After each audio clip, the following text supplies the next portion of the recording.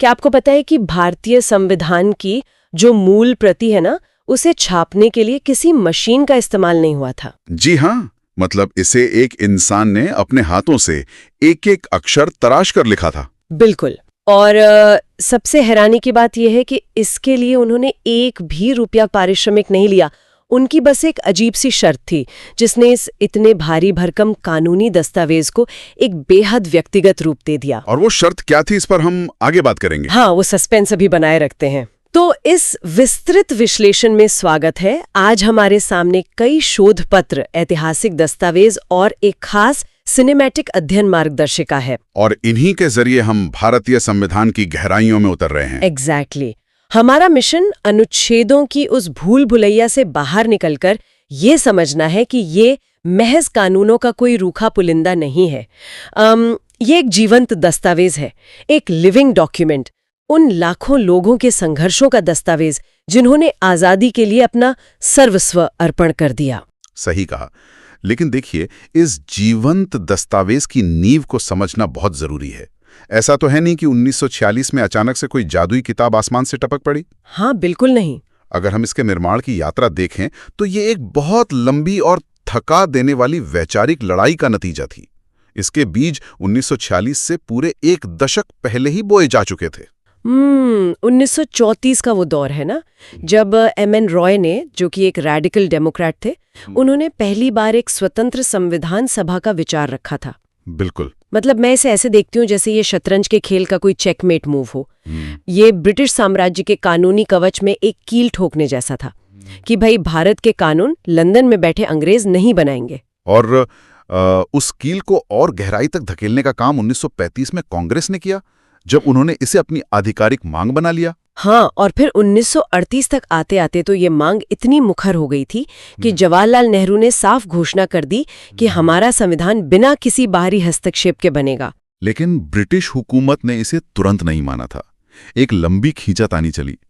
1940 का अगस्त प्रस्ताव आया, जहां अंग्रेजों ने पहली बार सैद्धांतिक रूप से इसे माना, लेकिन वो भी इसलिए क्योंकि द्वितीय विश्व युद्ध का भारी दबाव था उन पर। उन्हें भारतीयों का समर्थन चाहिए था उस वक्त। एग्जैक्टली। और 1942 में जब क्रिप्स मिशन भारत आया, जिसमें सर स्टैफर्ड क्रिप्स ने युद्ध के बाद सभा बनाने का प्रस्ताव रखा, तो उसे तो सिरे से खारिजी कर दिया गया था। हाँ, और यहीं पर गांधी जी का वो मशहूर कथन आता है। उन्होंने इसे दिवालिया हो रहे बैंक का पोस्ट डेटेड चेक कहा था। क्या बात है! मतलब कितना तीखा कटाक्ष था ये। जिस साम्राज्य का खुद का भविष्य दांव पर है, वो हमें भविष्य की आजादी का चेक दे रहा है। बिल्कुल। और इस पूरे घटनाक्रम का रणनीतिक महत्व ये था कि जब अंततः 1946 में कैबिनेट मिशन भारत आया, जिसमें लॉर्ड पैथिक लॉरेंस, क्रिप्स और ए.वी. अलेक्जेंडर थे, तब तक भारत की स्थिति एकदम बदल चुकी थी। मतलब अब हम किसी उपहार की प्रतीक्षा नहीं कर रहे थे। हाँ, भारत अब अपनी संप्रभुता का स्वयं निर्माता बन रहा था। सत्ता का हस्तांतरण अंग्रेजों की मजबूरी बन चुका था। तो वैचारिक लड़ाई तो जीत ली गई, लेकिन इसके बाद एक व्यावहारिक चुनौती सामने खड़ी थी। उस टीम को इकट्ठा करना जो इस महाकाव्य को लिख सके। और वो टीम चुनना कोई आसान काम नहीं था। बिल्कुल। 1946 से 1949 के बीच जो संविधान सभा बनी, उसका चुनाव सीधे जनता ने वोट देकर नहीं किया था। ये प्रांतीय विधानसभाओं द्वारा अप्रत्यक्ष रूप से हुआ था। और इसमें कुल 389 सीटें तय की गई थीं, जिनमें से 296 ब्रिटिश भारत से आनी थीं। इसे याद रखने का एक बड़ा दिलचस्प तरीका है ABCD निमोनिक। अच्छा, ये ABCD क्या है? देखिए, ये 4 मुख्य आयुक्त प्रांत थे। A से अजमेर मेरवाड़ा, B से बलूचिस्तान, C से कुर्ग और D से दिल्ली। अरे वाह, ये तो बहुत आसान हो गया याद रखना, है ना? और फिर बैठकों का सिलसिला शुरू हुआ। 9 दिसंबर 1946 को पहली बैठक हुई, जहां आचार्य JB कृपलानी ने सबसे पहले संबोधित किया था। बिल्कुल। और फ्रांसीसी परंपरा का पालन करते हुए सबसे वरिष्ठ सदस्य डॉक्टर सच्चिदानंद सिन्हा को अस्थायी अध्यक्ष चुना गया। और उसके 2 ही दिन बाद 11 दिसंबर को डॉक्टर राजेंद्र प्रसाद स्थायी अध्यक्ष बन गए और BN राव को संवैधानिक सलाहकार बनाया गया। और फिर 13 दिसंबर को पेश हुआ वो ऐतिहासिक उद्देश्य प्रस्ताव, जिसे नेहरू जी ने रखा था। हाँ, वो सिर्फ एक भाषण नहीं था, वो उस दार्शनिक ढांचे की नींव थी जिस पर इस पूरे राष्ट्र की इमारत खड़ी होनी थी। बिल्कुल। एक और बात जो मुझे लगता है अक्सर इतिहास की भारी किताबों में छुप जाती है, वो है इस सभा में नारी शक्ति का योगदान। 15 महिलाओं ने इस दस्तावेज को आकार दिया। ये बहुत महत्वपूर्ण पहलू है। मतलब सोचिए, दाक्षायणी वेलायुधन का नाम विशेष रूप से आता है। वो सभा में एकमात्र दलित महिला थीं। सदियों से हाशिए पर रहे समाज से आकर देश का भाग्य विधाता बनना ये कोई छोटी बात नहीं है। और बेगम एजाज रसूल एकमात्र मुस्लिम महिला थी। हाँ, और इन ऐतिहासिक शख्सियतों के साथ साथ पर्दे के पीछे गंभीर भू-राजनीतिक उथल-पुथल भी चल रही थी। विभाजन ने संविधान सभा के स्वरूप को हिलाकर रख दिया था। वो डॉक्टर अंबेडकर वाली घटना है ना? बिल्कुल।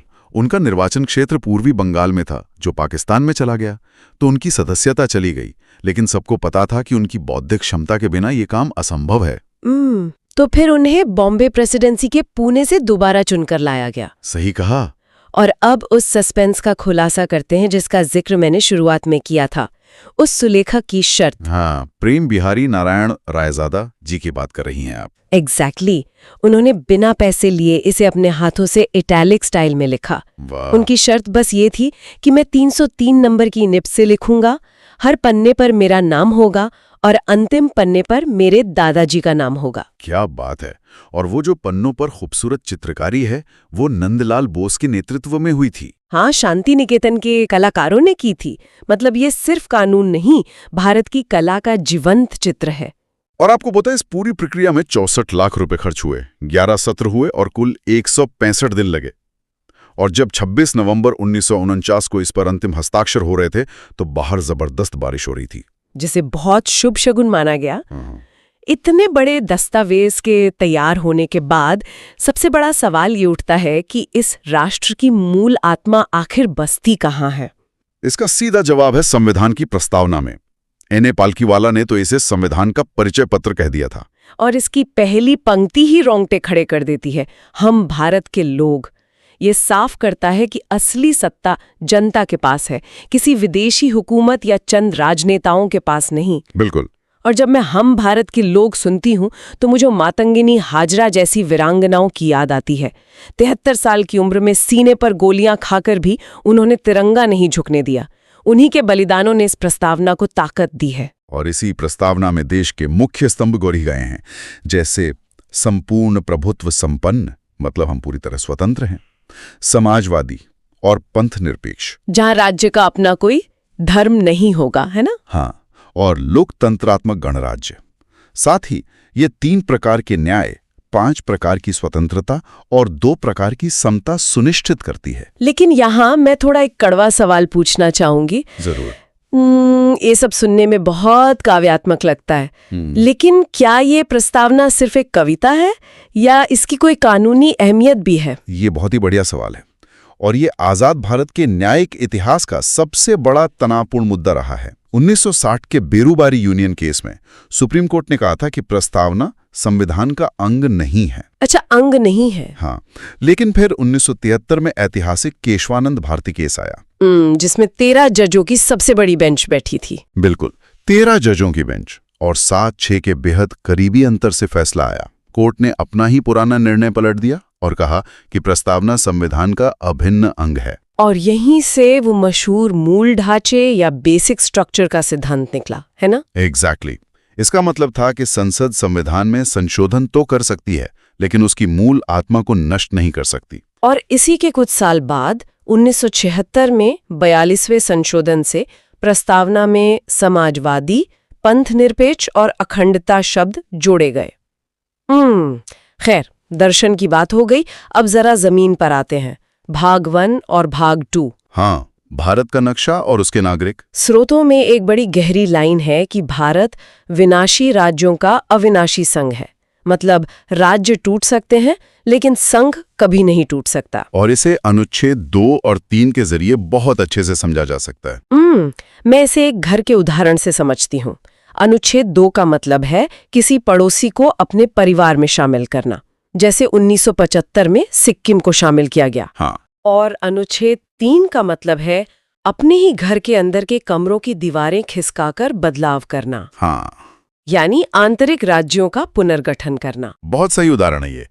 और इन आंतरिक राज्यों के बनने को याद रखने की एक कमाल की ट्रिक है, आम गुना है। आम गुनाह है? हाँ, ये कैसे काम करता है? देखिए, आम से बना आंध्रा और महाराष्ट्र, गुना से बना गुजरात, नागालैंड और हरियाणा। अरे वाह, ये निमोनिक्स तो बहुत काम के हैं। और नागरिकता के लिए भी ऐसा ही एक निमोनिक है। भाग 2 के तहत 1955 के अधिनियम के 5 तरीके हैं, BRAND या ब्रांड। मतलब जन्म, पंजीकरण, अर्जन, देशीकरण और वंश, है ना? बिल्कुल, बर्थ, रजिस्ट्रेशन, एक्विजिशन, नेचुरलाइजेशन और डिसेंट। लेकिन इसमें बेरुबारी केस का एक और पहलू जुड़ता है। वो क्या? अनुच्छेद 3 हमें घर के अंदर की दीवारें खिसकाने की तो इजाजत देता है, लेकिन हम अपनी जमीन किसी विदेशी देश को ऐसे ही नहीं दे सकते। इसके लिए अनुच्छेद 368 के तहत संशोधन अनिवार्य है। जैसे बांग्लादेश भूमि समझौते के लिए 100वां संशोधन किया गया था। इसके लिए ढाल चाहिए थी, और यहीं से आते हैं मौलिक अधिकार, यानी भाग 3, जिसे भारत का मैग्ना कार्टा कहा जाता है।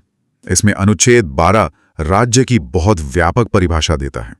इसमें सिर्फ सरकार नहीं, बल्कि LIC और बिजली बोर्ड जैसी संस्थाएं भी शामिल हैं। और अनुच्छेद 13 न्यायपालिका को न्यायिक समीक्षा की शक्ति देता है। इसमें मुझे अनुच्छेद 21 सबसे दिलचस्प लगता है, प्राण और दैहिक स्वतंत्रता। हाँ, और इसका विस्तार भी तो देखिए। मेनका गांधी केस में इसे उचित और न्यायपूर्ण प्रक्रिया से जोड़ा गया, और पुत्तस्वामी केस में निजता के अधिकार को भी इसी में शामिल किया गया। लेकिन अगर आपके अधिकार छीन लिए जाएं और आप कुछ न कर पाए तो क्या फायदा? इसीलिए अनुच्छेद 32 है, जिसे डॉक्टर अंबेडकर ने हृदय और आत्मा कहा था। बिल्कुल, जिसमें 5 रिट्स आती हैं, हेबियस कॉर्पस, मैंडामस, प्रोहिबिशन, सर्टुरारी और क्वो वारंटो। जैसे हेबियस कॉर्पस या बंदी प्रत्यक्षीकरण। अगर पुलिस किसी को आधी रात में उठा ले जाए तो कोर्ट आदेश दे सकता है कि भाई उस व्यक्ति को हमारे सामने पेश करो। ये राज्य की मनमानी पर एक बड़ा ब्रेक है। और 44वें संशोधन के बाद तो ये तय कर दिया गया है कि आपातकाल में भी अनुच्छेद 20 और 21 निलंबित नहीं होंगे। ये लोकतंत्र की अंतिम सुरक्षा रेखा है। अब भाग 4 और 4 की बात करते हैं, नीति निर्देशक तत्व यानी DPSP और मूल कर्तव्य। मिनर्वा मिल्स केस में कहा गया था कि मौलिक अधिकार और DPSP एक ही रथ के 2 पहिए हैं। हाँ, और DPSP को हम 3 हिस्सों में बांट सकते हैं, समाजवादी जैसे समान वेतन, गांधीवादी जैसे पंचायत या गोवध निषेध, और उदारवादी जैसे गोवा में लागू यूनिफॉर्म सिविल कोड। और फिर आते हैं स्वर्ण सिंह समिति की सिफारिश वाले मूल कर्तव्य। मैं कर्तव्यों को एक जिम मेंबरशिप की तरह देखती हूँ। जिम मेंबरशिप, वो कैसे? मतलब ये सेहत के लिए यानी देश के लिए बहुत फायदेमंद है, लेकिन अगर आप जिम नहीं जाते तो कोई आपको जेल नहीं भेज सकता जब तक कि कोई विशेष कानून न हो। बहुत उम्दा एनालॉजी है। और इसी पर वर्मा समिति ने 1999 में कहा था कि भले ही कर्तव्य सीधे दंडनीय नहीं है, लेकिन वन्यजीव संरक्षण अधिनियम जैसे कानून उन्हें पीछे से कानूनी शक्ति देते हैं। तो अब व्यवस्था बन गई, लेकिन इस विशाल ढांचे के शीर्ष पर कौन है?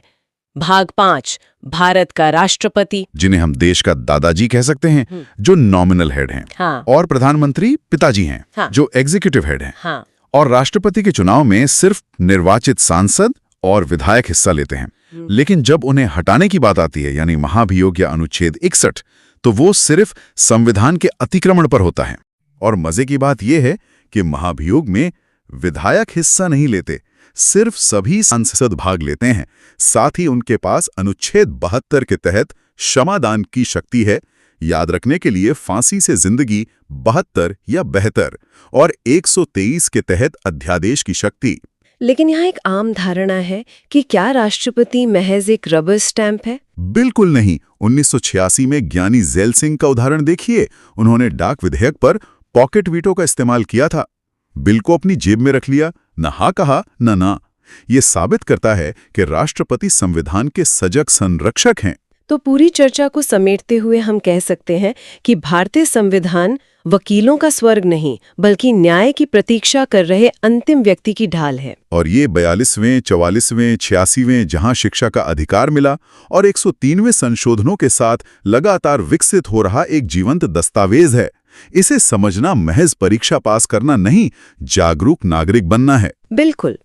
लेकिन आज की इस चर्चा के अंत में मैं एक गहरा विचार छोड़ना चाहूंगी। बताइए। हमने देखा कि केशवानंद भारती केस ने मूल ढांचे का सिद्धांत दिया ताकि संविधान की आत्मा नष्ट न हो।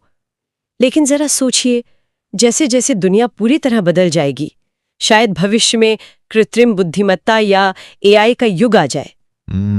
ये तो एक बहुत बड़ी तकनीकी क्रांति होगी। हाँ, तो क्या 1970 के दशक में तय किया गया ये मूल ढांचा आने वाली पीढ़ियों के अधिकारों के लिए एक अभेद्य सुरक्षा कवच बना रहेगा, या फिर भविष्य की बिल्कुल नई जरूरतों के सामने ये एक बाधा बन सकता है? इस दिलचस्प विचार के साथ हम आज के इस विस्तृत विश्लेषण को यहीं समाप्त करते हैं। जुड़ने के लिए धन्यवाद।